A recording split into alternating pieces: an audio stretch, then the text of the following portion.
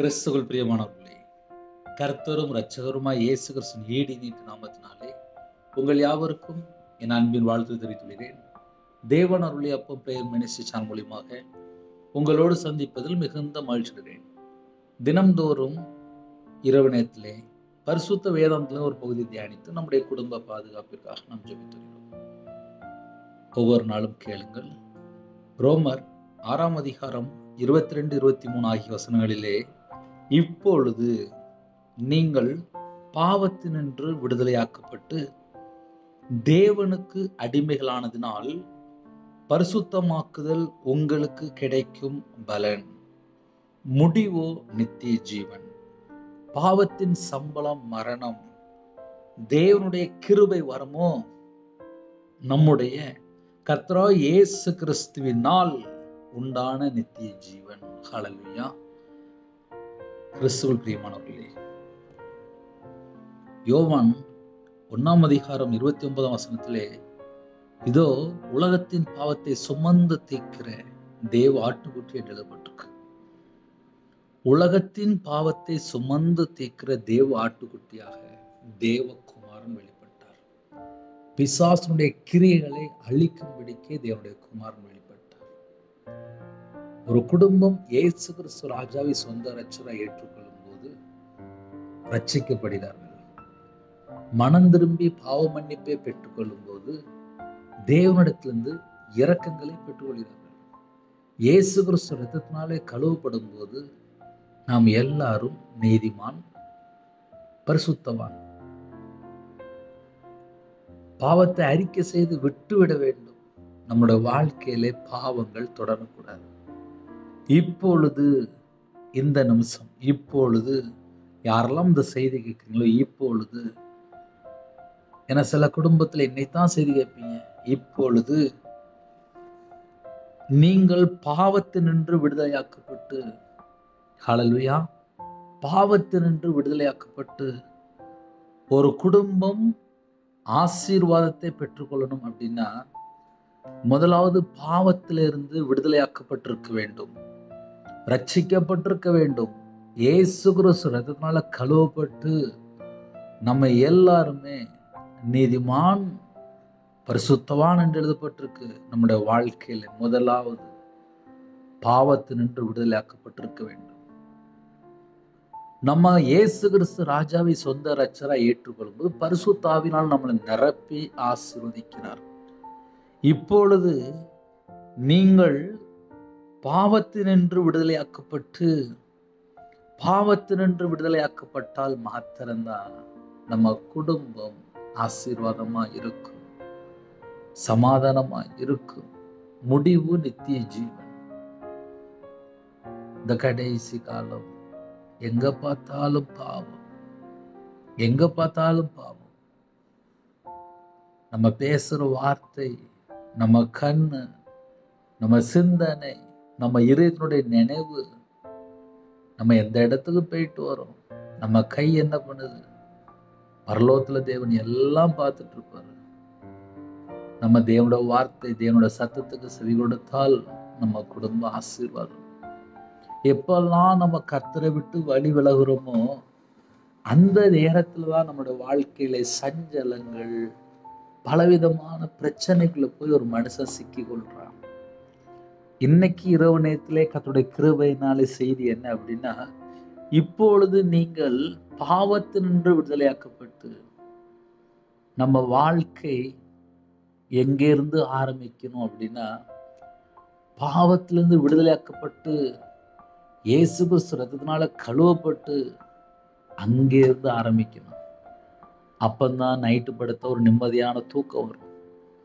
நிறைய குடும்பத்திலே நைட்டு படுத்து தூங்கும்போது கெட்ட சொப்பனம், தேவையில்லாத நைட் நேரத்தில் பல மணி நேரத்து செல்போன் வந்ததுக்கு அப்புறம் எத்தனையோ குடும்பத்தில் நைட் நேரத்தில் தண்ணி ஜெபம் இல்லை, கையில் பைபிள் எடுத்து வாசிக்கிறது இல்லை, மனைவிட்ட பேசுறது இல்லை, பெத்த தாயிட்ட பேசுறது இல்லை. எனக்கு தெரிஞ்சு ஒரு 25 வருஷம் முன்பாக நாங்கள்லாம் அப்போ வாழ்ந்த ஆளுக்கு. சின்ன வயசுல வேலைக்கு போயிட்டு வருவேன், எல்லாம் போயிட்டு வருவேன். நைட் நேரத்தில் வந்து வீட்டில் ஏதாவது பேசிட்டு எடுப்போம். ஆனால் இந்த கடைசி காலம் இப்போ யார்கிட்ட பேசுறதுலாம் இல்லை. ஒன்லி செல்ஃபோன் தான். வீட்டில் 4 பேர் உட்காந்துருக்காங்க, பக்கத்தில் உட்காந்துருக்காங்க. அப்பவும் என்ன பண்ணிட்டு இருக்காங்க அப்படின்னா, கையில் செல்ஃபோன் எடுத்து வாட்ஸ்அப்பில் யாருக்காவது ஒன்று வேக வேகமாக அனுப்பிட்டு இருப்பாங்க. அப்படி இல்லைன்னா கையில் செல்ஃபோன் எடுத்து வேறு ஏதாவது பார்த்துட்டு இருப்பாங்க. ஒரு செல்ஃபோன் இல்லாமல் ஒரு 4 பேர் பேசி சிரிச்சு ஒரு 1 மணி நேரம் 2 மணி நேரம் அந்த வாழ்க்கை வேற. நைட்டு சீக்கிரமாக படுத்து தூங்கினா காலையில் சீக்கிரமாக எந்திரிக்கலாம். நைட்டு முழங்கால் போட்டு ஜோம் பண்ணிட்டு தனி ஜோம் பண்ணிட்டு படுத்தா வரக்கூடிய காரியத்தை வெளிப்படுத்துவார். நைட்டு குடும்பத்திலே ஒருமனப்பட்டு இருந்தால் குடும்பம் ஆசீர்வாதமாக இருக்கும். ஒருமனப்பட்டு வீட்டில் பாட்டு பிடிச்சு ஜெபம் பண்ணா வீடு சந்தோஷமா இருக்கும். வீட்டுக்குள்ளே இயேசு கிறிஸ்து வருவார். தேவனுடைய பிரசன்னம் இறங்கி வரும். தேவனுடைய பாதுகாப்பு கிடைக்கும். நம்ம வீட்டுக்குள்ளே இயேசு கிறிஸ்து வந்தா மட்டும்தான் ஆசீர்வாதம். ஒரு குடும்பம் எங்க பிரச்சனை சொல்லி பார்க்கும்போது கர்த்தரை விட்டு தள்ளி போற ஒரு நபர்னால இந்த வீடே பிரச்சனையாயிருது. ஒரு குடும்பம் இயேசு கிறிஸ்துவுக்குள் இருந்தால் ஆசீர்வாதம். இந்த செய்தி யாரெல்லாம் கேட்குறீங்களோ, குடும்பத்தோட பேசுறீங்களா? வீட்டில் யாரெல்லாம் இருக்கிறாங்க எல்லாரோட பேசுறீங்களா? ஏன்னா கணவன் மனைவிட்ட பேசுறது இல்லை, மனைவி கணவன்கிட்ட பேசுறது இல்லை. கேட்டால் டைவர்ஸு, கேட்டால் கோர்ட்டு. வாழ்க்கை கசப்பா மாறிடும். இன்னைக்கு பார்த்தா சில குடும்பத்தில் வைராக்கியத்தோடு இருப்பாங்க. ஆனால் ஒரு 10 வருஷம் கழிச்சு பார்த்தா அந்த தனிமை அவளை கொன்றும். இந்த கடைசி காலத்தில் இப்போ எப்படி இருக்காங்க அப்படின்னா, நீ வேண்டாம் நான் வேண்டாம் யாருமே வேண்டாம். ஒரு சகோதரன்ட்ட பேசிட்டு இருக்கும்போது சொன்னார், வீட்டில் போய் என் மனைவிட்ட பேசினா ஒரே சண்டையாயிருது. அதுக்கு பேசாமல் எங்கேயோ உட்காந்துட்டு ஒரு 5-6 மணி நேரம் செல்ஃபோன் பார்த்தா எனக்கு நிம்மதியாக இருக்குது. அப்புறம் படுத்து தூங்குற நேரத்தில் மட்டும் நான் பேசாமல் வீட்டுக்கு போய்க்கிடுவேன். அப்போ எனக்கு எந்த பிரச்சனையுமே இல்லை அப்படின்னாங்க. 24 மணி நேரம் மனைவி வீட்டில் இருக்கா. ஆனால் செல்ஃபோன் 5-6 மணி நேரம் பார்த்தா சந்தோஷமா இருக்கா. மனைவிட்ட பேசினா கசப்பாக இருக்கு போல இருக்கு. இப்போ அப்படிப்பட்ட காலத்துக்குள்ளே போயிட்டு இருக்கோம். ஒரு குடும்பம் பாவத்துல இருந்து விடுதலையாக்கப்பட்டாதான் வீட்டுக்குள்ள போனா சந்தோஷம் இருக்கும், சமாதானம் இருக்கும். ஏன்னா இயேசு வந்த வீட்டில தான் விடுதலை, இயேசு வந்த வீட்டில தான் ரட்சிப்பு, இயேசு கிறிஸ்து வந்த வீட்டில தான் சமாதானம், இயேசு கிறிஸ்து வந்த வீட்டில தான் ஆசீர்வாதம், இயேசு கிறிஸ்து வந்த வீட்டுக்குள்ள தான் சந்தோஷம் இருக்கும், மனமகிழ்ச்சி இருக்கும். அந்த வீட்டில் தட்டுப்பாடு இருக்காது. ஒரு குடும்பம் தீர்காயுசோட வாழணும் அப்படின்னா நம்ம வீட்டுக்குள்ள இயேசு கிறிஸ்து வரணும். பாவம் செய்கிற ஆத்துமா சாகும் என்று எழுதப்பட்டிருக்கு. நம்ம வாழ்க்கையிலே எத்தனையோ காரியங்கள் நம்ம சொல்ல முடியும். ஒரு பெரிய லிஸ்டே வரும். மதுபானம், போதை அடிமை, கஞ்சா பழக்கம், கேம் அடிமை, செல்ஃபோனு, நாடகம் பார்க்குறது, படம் பார்க்குறது, தேவையில்லாத வீடியோ பார்க்குறது, தேவையில்லாத காரியங்கள், தேவையில்லாத ஃப்ரெண்ட்ஷிப், அசுத்தம், அருவருப்பு, பொய், தீட்டு, ஒரு பெரிய பட்டியலே இருக்கு பாவத்துக்கு. பாவம் செய்கிறவன் பிசாசினால் உண்டாயிருக்கிறான். பாவம் செய்கிற ஆத்துமா செத்து போயிருமா?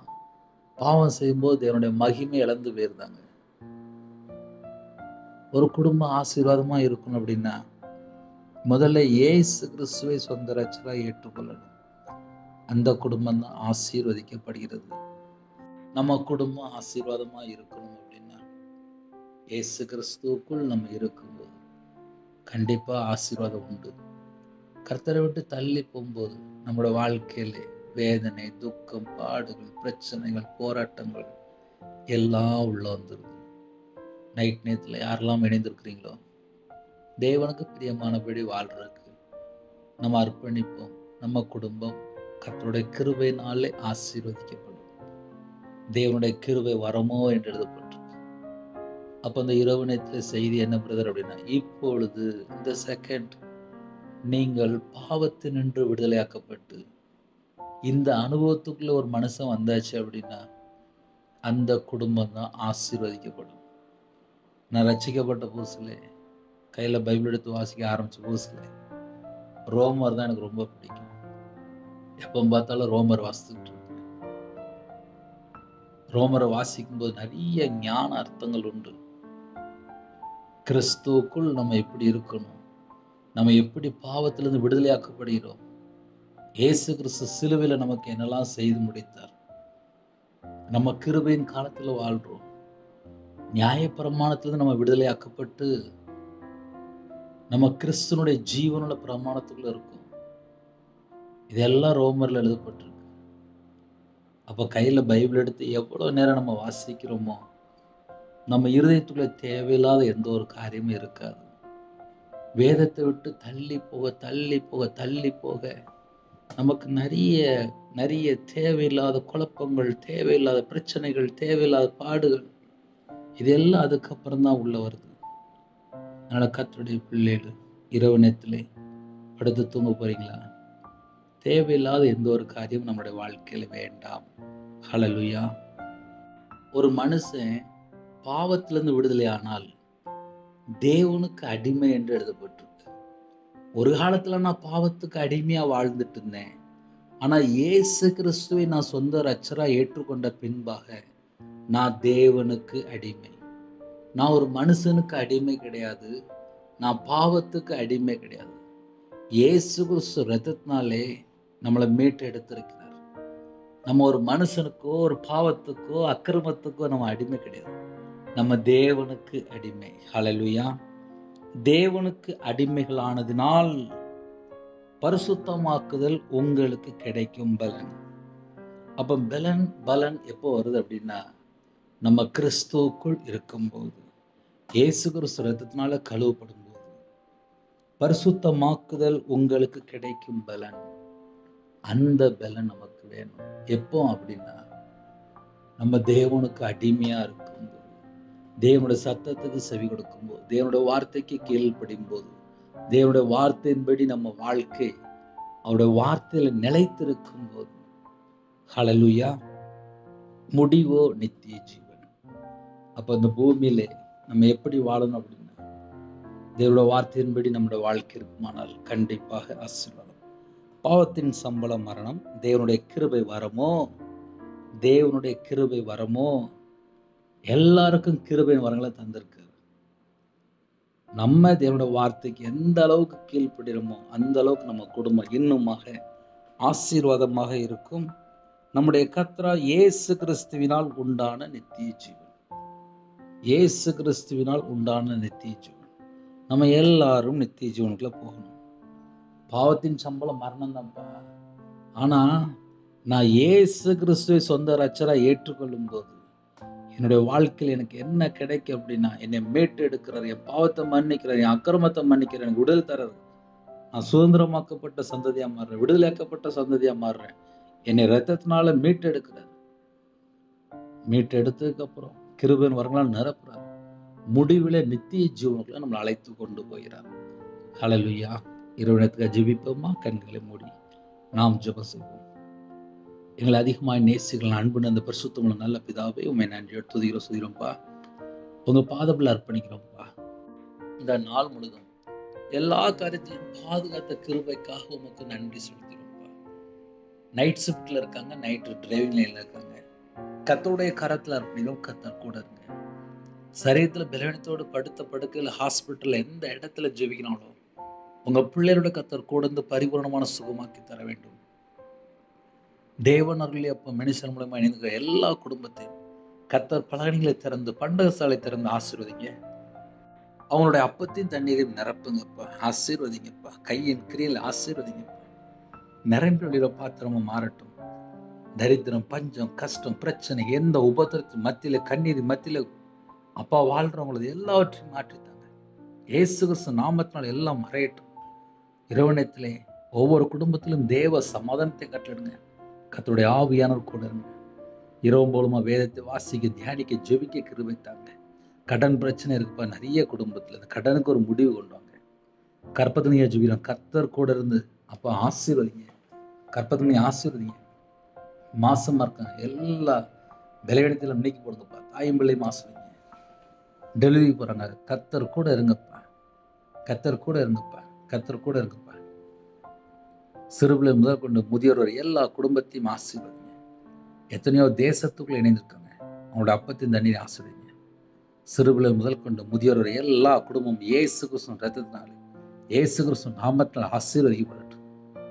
சிறுபிள்ளை முதல் கொண்டு முதியோர் வரை எல்லாரையும் ஆசீர்வதிங்க.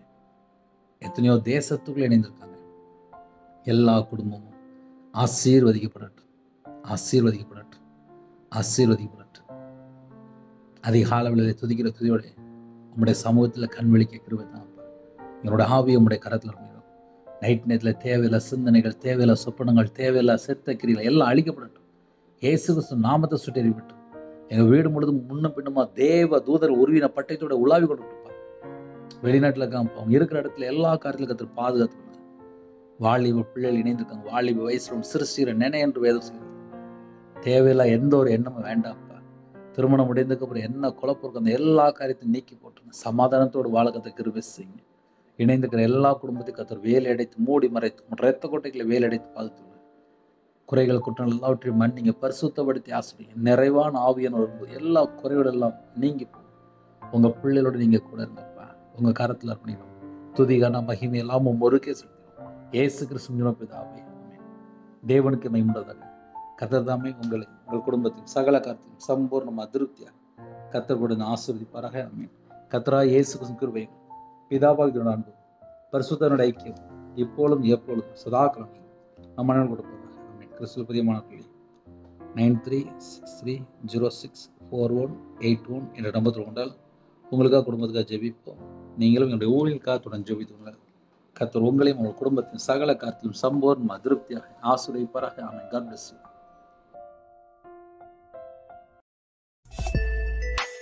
Thanks for watching. Please subscribe our channel. Click the like and share. Click the bell. God bless you.